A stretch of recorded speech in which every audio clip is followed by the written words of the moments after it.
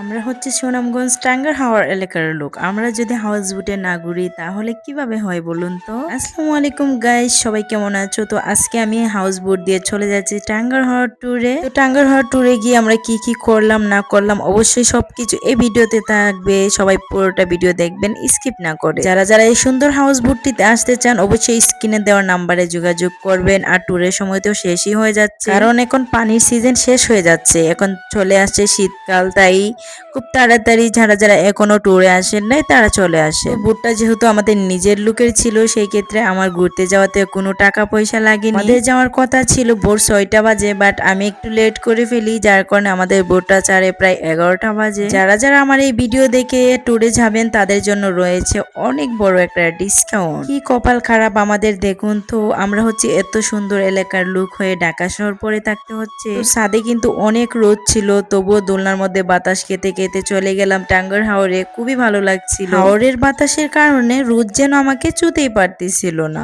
So ভিডিওটা কেমন লাগলো অবশ্যই কমেন্ট করে জানাবেন। আর যারা যারা আসতে চান খুব তাড়াতাড়ি চলে আসেন, সিজন কিন্তু শেষ হয়ে যাচ্ছে। ভিডিওটা কিন্তু আমি অনেক আগে করেছি, বাট ভিডিওটা এডিট করার সময় পাইনি, যেহেতু আমার মাইক্রোফোনটা ছুঁড়ে নিয়ে গিয়েছিল, সেই ক্ষেত্রে ভয়েস দিতে একটু কষ্ট হতো। এখন মাইক্রোফোন কিনে ভয়েসটা দিলাম।